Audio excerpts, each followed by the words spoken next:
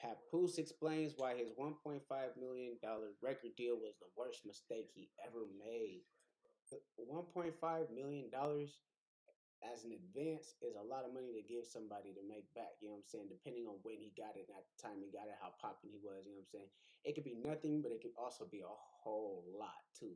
You know what I'm saying? But let's go ahead and see what this nigga's talking about. I want to understand why Papoose feels like $1.5 million was the worst mistake he ever made. Says Papoose has opened up about the $1.5 million record deal he signed at the beginning of his career, admitting it was the worst mistake he has ever made. During a recent interview with Big Boy's Neighborhood, the New York native discussed signing his first major deal with Jive Records back in 2007 after tearing up the mixtape scene as a young and hungry rapper. It was the mistake it was the mistake I ever made in my it was the mistake I ever made in my life, taking that deal. Papoose said the $1.5 million deal the label gave him. You gotta remember, I met DJ K Slade in '04, and we didn't get a deal until '07. He was working hard, mixtape after mixtape. During his mixtape days and while working with his longtime collaborator, DJ K Slade, the rapper said he gained many haters that resulted in him having negative interactions within the music industry, which possibly could have negatively impacted his career. During his mixtape days while working with his longtime collaborator DJ K Slade, the rapper said he gained many haters that resulted in him having negative. Okay, so where did these haters come from? What exactly were they hating on? Like, what were you doing that resulted in them hating? I had a lot of haters who were just mad because K Slade had found me. Pap explained. So I caught a lot of K Slade hate. Let's go ahead and scroll down. See, he also pointed out that in conjunction with a lot of other things, people stood down. My first single had Snoop Dogg on it, by the way, and was produced by Scott Storch. And they was like, okay, we can now finish him for real because if we don't play this record, he's gonna look crazy. And that's what they did. Long story short, and after a couple bad situations, the deal folded. So I went back to the streets, he said. Oh, okay. So I want to hear it from his mouth because that was actually not related to what I was thinking. I was thinking he got like this a bullshit contract as deal, but it sounds like it was something a little different. It sounds like politics was more his problem than bad contract. Right. I said, in order for this to work, I got to create my own way of releasing music. It's never going to work for me like that. Right. And I said, I'm doing an album every month. And everybody tried to stop me. They was like, yo, man, you cannot do that. It's not going to work.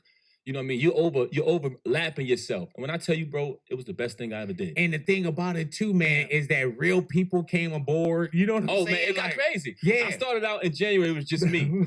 By the time I got a couple months in, it was produced by Swiss Beats. Yeah, man. Produced by Timbaland. Featuring Rick Ross, featuring Lil Wayne. Big Boy's Neighborhood, beautiful day in the neighborhood, ladies and gentlemen.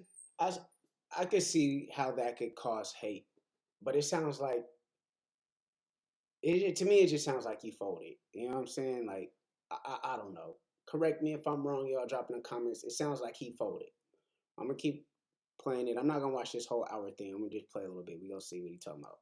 All legendary up in here. Papoose, welcome back to the neighborhood, bro. Yes, first off, I gotta say, man, you are one of the hardest working brothers, period. Mm-hmm. Yeah, and when I say hardest working, you know how there's sometimes where you'll look at somebody, Pap, and you'll say, you don't have to work that hard. You know what I'm saying? Right. And not the way that the climate of hip-hop artist genre is right now. Right. But, man, you do a lot of work, bro. Thank you. You know, and just kind of backtracking to where we come to backstory.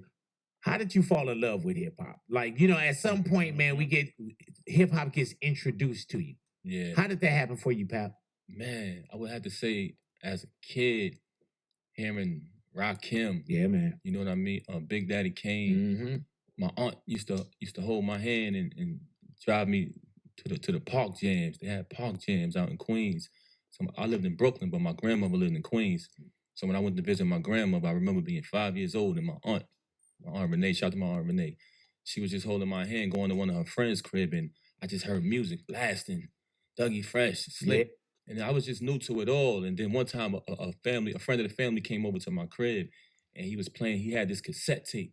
He was playing it and I'm listening to it. I looked at the cover. I see who I now know is Big Daddy Kane. I see the dude with the flat top, you know what I mean? The women around him, this, that, and the third. And he's playing the tape. And I'm like, wow, man. I was amazed by it. So he went to the bathroom and I took the tape out and I put it in my pocket. And he came back and he was like, anybody see my tape? I was like, no. Man.